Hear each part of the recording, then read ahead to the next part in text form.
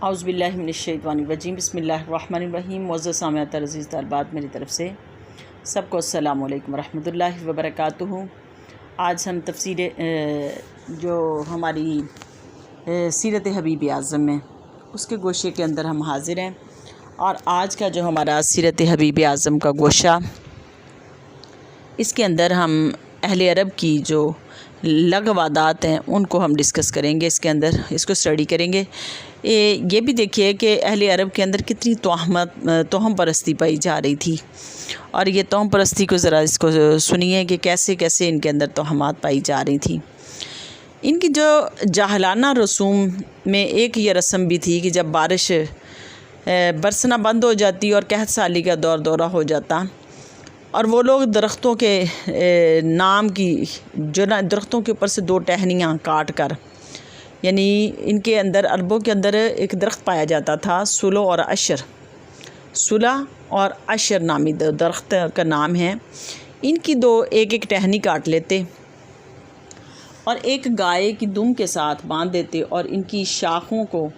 آگ لگا دیتے، اور گائے کو دشوار گزار جو پہاڑیاں تھیں وہاں سے بھگاتے۔ اسی طرح وہ جو گائے جو اسی کے اندر وہ لکڑیاں بھی جلتی رہتی اور گائے بھی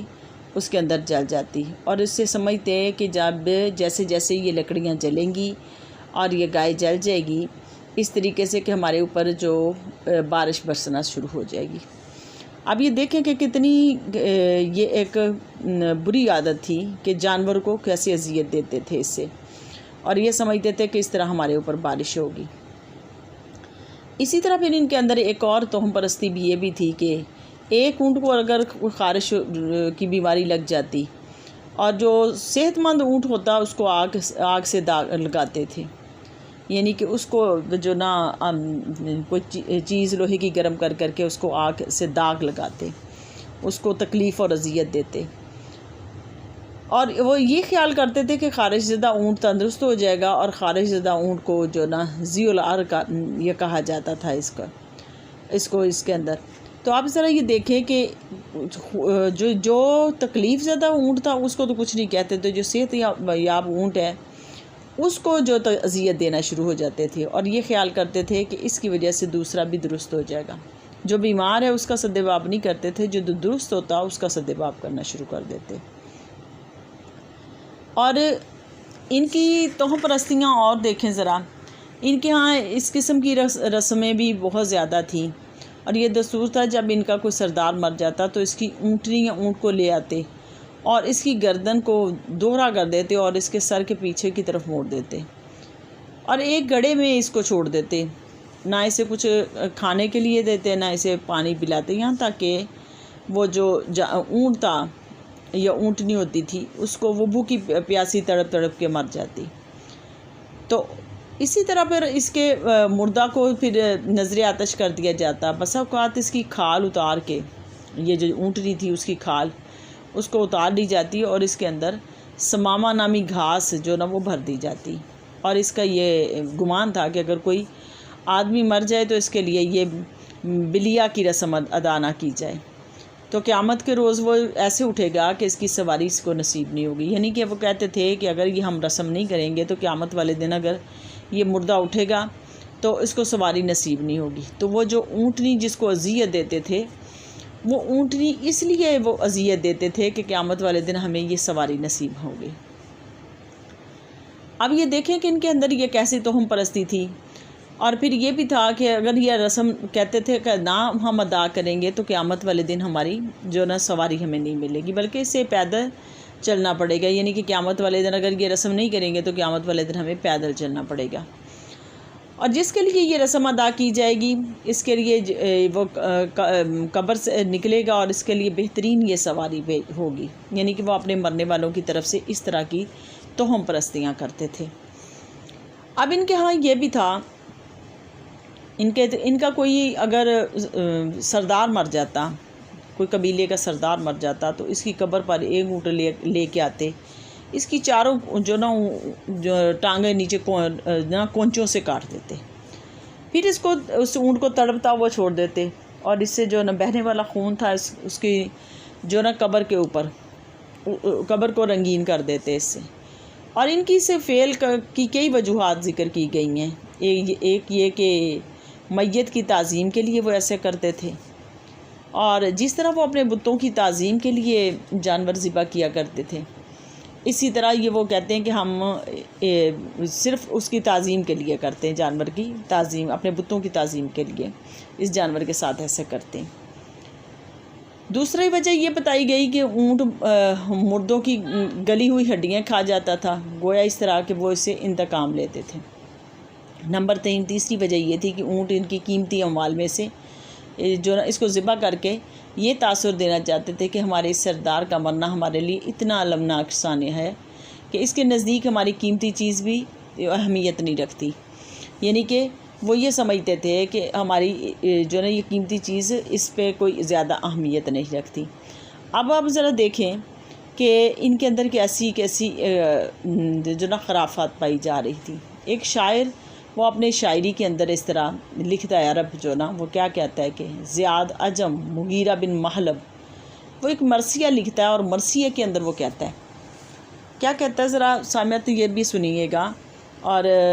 طالبات کے قافلوں اور غازیوں کو جب وہ لڑائی کے لیے جائیں، اور جب صبح سفر کرنے والوں کو اور شام کو واپس آنے والوں کو کہو، بے شک شجاعت اور سخاوت دونوں اور اس کی قبر میں جمع کر دی جائیں، اور اس مرد میں ایک شاہراہ پر ہے جو، یعنی کہ ان کی ذرا مرثیہ ذرا چیک کریے نا۔ اور دوسرا مرثیہ میں وہ کہتا ہے جب تو اس کی قبر کے پاس سے گزرے تو ایسے اونٹوں کی کونچیں کاٹ دے جس کی کوہانیں بہت بڑی ہیں اور جو بڑے طاقتور ہیں، اور ہر اسیر اور تیز رفتار گھوڑے کی کونچیں بھی کاٹ دیں۔ یعنی کہ وہ اپنے مرثیہ کے اندر یہ وصیت کر رہے ہیں کہ جب میں مروں تو میرے مرنے کے بعد اس طرح کرنا کہ اونٹنی کی کونچیں کاٹ دینا۔ اور اسی طرح ان کے معاملات چلتے رہتے تھے کہ یہ اس طرح کی توہمات پرستی کے اندر پڑے ہوئے تھے۔ جب کسی آدمی کو قتل کر دیا جاتا تو اس کے سر سے روح کا ایک پرندہ کی شکل جو نکلتی، اور جب تک اس مقتول کا انتقام نہیں لیا جاتا تھا، اس کی قبر پر وہ کہتے تھے کہ یہ جو روح اس کی نا وہ چکر کاٹتی رہتی ہے۔ اور اس کا انتقام لینے کے لیے یہ کیا کرتے تھے، اگر کسی آدمی کا قتل کر دیا جاتا تو اس کے قریبی رشتہ دار اور بھائی اور بیٹے اس کا خون کو معاف کرنا ان کے لیے بہت مشکل ہوتا تھا۔ تو جب تک مقتول کا بدلہ نہیں وہ کہتے تھے لے لیں گے، اس وقت تک اس کی روح کو چین نہیں آئے گا۔ اور پھر وہ کیا کرتے اس کے لیے، وہ کیا کرتے تھے کہ ان کے ہاں ایک جاہلانہ رسم تھی، جب کوئی شخص کسی ایسے گاؤں میں داخل ہونے کا ارادہ کرتا جس میں کوئی وبا پھوٹی ہوئی ہوتی تو اس سے بچنے کے لیے وہ وہاں کے جو جن کے شر سے اپنے آپ کو محفوظ رکھنے کے لیے اپنے گاؤں کے دروازے پہ کھڑے ہو جاتے، اور اندر قدم رکھنے سے پہلے گدھے کی طرح ہینگنا شروع کر دیتے، اور پھر خرگوش کا جو ٹخنا لے کے اپنے گلے میں باندھ لیتے اور یقین کر لیتے کہ اب نہ وبا مجھے کوئی نقصان پہنچا سکتی ہے اور نہ کوئی مجھے اذیت دے سکتا ہے۔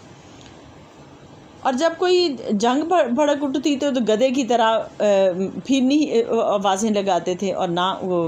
وہ جو گلے کے اندر خرگوش کا ٹخنا باندھتے تھے۔ اس وقت پھر ان کو نہیں سمجھ آتی تھی کہ اب ہم جنگ کے اندر بھی یہ کام کریں، لیکن جنگ کے اندر یہ کام نہیں کرتے تھے۔ ذرا توہم پرستی ذرا دیکھ لینا۔ اور توہم پرستی کی یہ کہ اہل عرب کے اندر عجیب عجیب قسم کی جو نا توہم پرستیاں تھیں۔ ان کا ایک بری رسم یہ بھی تھی، جب کوئی شخص سفر پر جاتا تو ایک دھاگا کسی درخت کی ٹہنی کے ساتھ باندھ دیتا اور اس کے تنے کے ارد گرد لپیٹ دیتا۔ جب سفر سے واپس آتا تو اس دھاگے کو دیکھتا، اگر وہ صحیح سلامت ہوتا تو سمجھتا کہ اس کی بیوی نے اس کی غیر حاضری میں کوئی خیانت نہیں کی، اگر وہ اسے ٹوٹا ہوا یا کھلا ہوا پاتا تو سمجھتا کہ اس کی بیوی نے اس کی غیر موجودگی میں اس کے اندر خیانت کی ہے۔ تو یہ دیکھیں کہ بے شک وہ اس دھاگے کو کوئی اور ہی ڈھیلا کرتے۔ کس طرح کی توہم پرستی تھی کہ کتنا زیادہ اذیت دی جاتی تھی۔ اور ان کی ایک رسم بد یہ بھی تھی کہ ابن سقیت نے روایت کیا کہ عرب کہتے تھے کہ اگر کسی شریف آدمی کا قتل کر دیا جاتا تو وہ عورت جس کا بچہ زندہ نہیں رہتا تھا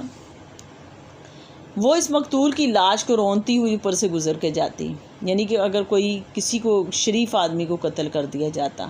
تو ایک بیوہ کو، ایک جو بے اولاد عورت کو لایا جاتا اور وہ اس کی میت کے اوپر سے گزرتی، اور وہ کہتے اس کے بعد یہ ضرور بچہ جنیں گی، یعنی کہ اس طرح کی توہم پرستیاں یہ کرتے تھے۔ اور ان کی ایک اور بری رسم میں یہ بھی تھا، جب کوئی آدمی مر جاتا تو اس پر نوحہ خوانی کرتے اور اپنے چہروں پر جرا تھپڑ مارتے، گریبان پھاڑتے، سر مڈاتے۔ بسا اوقات یہ مرنے والے اپنے ارد گرد اپنے وارثوں کو اس امر کی بھی تاکید کرتے تھے۔ ایک مشہور عرب کا سردار ہے اور وہ شاعر بھی تھا، اس نے اپنی بھتیجی کو وصیت کی اور کہا کہ جب میں مر جاؤں تو 1 سال تک میرا لیے نوحہ کیا جائے، اور یعنی اور نوحہ بھی کیا جائے، ماتم بھی کیا جائے، اور ایک سال تک اسی طرح چہروں کو بھی نوچا جائے، یعنی کہ اس طرح کی وہ وصیتیں کرتے تھے۔ عجب ان کی وصیتوں کا عالم تھا کہ اس طرح کے یہ معاملات کرتے تھے۔ اور مقتول کی دیت بھی اس طرح کی تھی کہ اگر کوئی، عام طور پر 100 اونٹ جو دیت ان کی ہوتی تھی، اگر جو نا ورثہ اگر طاقتور ہوتے تو دیت کو مسترد کر دیتے اور قصاص جو نا لینے پر اصرار کرتے۔ اگر وہ اتنا طاقتور نہ ہوتے تو قاتل کے قبیلے کا مقابلہ کر سکے تو پھر اپنا پردہ رکھنے کے لیے وہ کہتے کہ ہم خود اپنے مقتول کو 100 اونٹوں کے بدلے میں فروخت نہیں کر سکتے، اور پھر یہ کہتے کہ اب اس کے لیے کیا کرتے، کہتے کہ اگر اللہ تعالیٰ اس کا فیصلہ کرے گا پھر ہم دیت لیں گے، اور قصاص سے یعنی کہ اگر کسی کا کوئی شخص مر جاتا اور وہ کمزور ہوتا تو طاقتور قبیلے نے اس کو قتل کیا ہوتا، تو اس وقت یہ کہتے تھے کہ ہم ایک تیر اللہ پاک کی طرف پھینکتے ہیں، اگر تو وہ تیر جو ہے وہ خون سے رنگا ہوا واپس آئے گا تو سمجھ لیں گے کہ پھر دیت جو نا وہ نہیں لینی پڑے گی، اور اگر خون سے رنگا ہوا نہیں آئے گا تو پھر ہم دیت لیں گے۔ تو بولا کہ یہ کیسے ہو سکتا تھا کہ وہ خون سے رنگا ہوا واپس آئے، کہ اللہ پاک اس کو راستے میں رنگ کے بھیج دیں گے؟ ایسے نہیں تھا، یہ جان بوجھ کے ایسے توہم پرستیاں کرتے تھے۔ قصاص لینے کے لیے جو کمزور طبقہ ہوتا تھا اس کا دیت لینے کے لیے وہ اس طرح کے ہیلے بہانے کیا کرتا تھا، اور پھر تیر پھینکتے ہوا کے اندر، اور وہ تیر جان بوجھ کے کوئی ہیلا بہانہ کر دیتے ہوں گے کہ اس تیر کو بلڈ سے رنگا ہوا اوپر پھینک دیتے ہوں گے یا صاف پھینک دیتے ہوں گے، کوئی ایسا کام کرتے ہوں گے، تو یہ محض اللہ تعالیٰ کی طرف اس کو منسوب کر دیتے تھے۔ اور پھر ان سے پھر دیت لے لیتے، کمزور ہوتے تو دیت لے لیتے مالدار طبقے سے۔ اگر مقتول کوئی بادشاہ یا رئیس ہوتا تو دیت 100 اونٹ کی بجائے 1000 اونٹ لیتے ان سے، بادشاہ اور رئیس قبیلے کے سردار سے۔ پھر اسی طرح ان کے اندر توہم پرستی کے اندر یہ بھی تھا کہ 2 آدمی باہمی مقابلہ کرتے، ایک آدمی چند اونٹ ذبح کرتا، دوسرا آدمی اس سے زیادہ ذبح کرتا، یعنی کہ رعا کے لیے ایک دوسرے سے بڑھ کے اونٹ ذبح کرتے۔ اور یہ واقعہ حضرت علی رضی اللہ تعالیٰ عنہ کے دور میں بھی ہوا کہ جب آپ کوفہ میں جو حاکم بنے تو کوفہ کے اندر یہ قحط پڑ گیا، کچھ لوگ وہ جنگلوں میں چلے گئے، تو یہ فرزوق نامی ایک شاعر تھا جو گزرا، اس کا باپ غالب نامی اپنی قوم کا سردار تھا۔ اس نے ایک دن کیا کیا، اس نے اپنی قوم کو سماوا میں ایک جگہ میں جمع کیا، اور بنی کلب کے قبیلے میں کے علاقے میں ایک کوفہ سے 1 دن کی مسافت پر یہ تھا، اور غالب نے ایک اونٹنی ذبح کی، اور اس کا گوشت جو اپنے دوسرے قبیلہ بنی تمیم کے جو سردار تھا بنی سہیم اس کو بھیجا، اور جو سہیم تھا اس کو بڑا غصہ آیا، اس نے پکڑ کے اس کا جو گوشت تھا الٹا دیا، اور جو گوشت لے کے گیا اس کو تھپڑ مارے۔ جب تھپڑ مارے تو اس کو غصہ آیا، اور اس نے اس جو قبیلہ سہیم کا جو سردار تھا، سہیم بنی تمیم کا سہیم سردار تھا، اس نے بھی اس کے مقابلے میں ایک اونٹنی ذبح کر دی۔ اسی طرح یہ مقابلہ شروع ہو گیا، وہ سردار جو غالب تھا وہ 2 اونٹنیاں کرے تو آگے سے سہیم 2 اونٹنیاں، وہ 3 کرے تو وہ بھی 3۔ اسی طرح جو غالب تھا اس نے 100 اونٹنیاں ذبح کر دی۔ اب سہیم میں اس کی اتنی طاقت نہ رہی۔ اب جب یہ قحط کا زمانہ ختم ہو گیا، یہ واپس لوٹے، تو سہیم کے قبیلہ بنو رعا نے اسے بہت ملامت کی۔ انہوں نے کہا کہ تم نے کیوں نہیں اتنی اونٹیاں جمع کی تھی، ہم تمہیں 2 اونٹنیاں دے دیتے، تم اس کو ذبح کر دیتے۔ اب اس نے اس ان کی باتوں سے بچنے کے لیے اس نے 300 اونٹنیاں ذبح کر چھوڑی۔ حضرت علی رضی اللہ تعالیٰ عنہ کو اس کا علم ہوا تو آپ رضی اللہ تعالیٰ عنہ نے فرمایا کہ نہیں، یہ ریا کا کھانا ہے اور ریا کا کھانا اللہ کو پسند نہیں ہے، تو آپ نے مسلمانوں کو کھانے سے منع فرما دیا۔ اب آپ دیکھیں کہ 300 اونٹنیوں کا کتنا گوشت ہوگا، اور اس کو ایسے ہی جو نہ پھینک دیا گیا، اور اس کو جو نہ گدھ کھاتے تھے، چیلیں اور گدھ کھاتی رہیں کتنے عرصے تک۔ تو یہ ان کے اندر ایسی توہم پرستیاں تھیں، ایسے دکھلاوے تھے، ریا تھی، جس کے لیے قرآن مجید نے فرمایا کہ ریا اللہ رب العالمین کو پسند نہیں ہے۔ اور حدیث پاک کے اندر بھی فرمایا کہ جو نا تھوڑا سا جو ریا ہے، تھوڑا سا دکھلاوا، وہ بھی شرک ہے، تو اللہ رب العالمین کو بالکل بھی پسند نہیں ہے۔ تو یہ توہم پرستیاں بھی اللہ پاک کو پسند نہیں۔ اسلام نے توہم پرستی سے منع فرما دیا کہ تم نے توہم پرستیاں نہیں کرنی، اس سے منع فرما دیا۔ تو دیکھیں کہ قرآن مجید میں جو بار بار اور حدیث پاک میں جو ذکر آیا وہ اسی چیز کا کہ توہم پرستی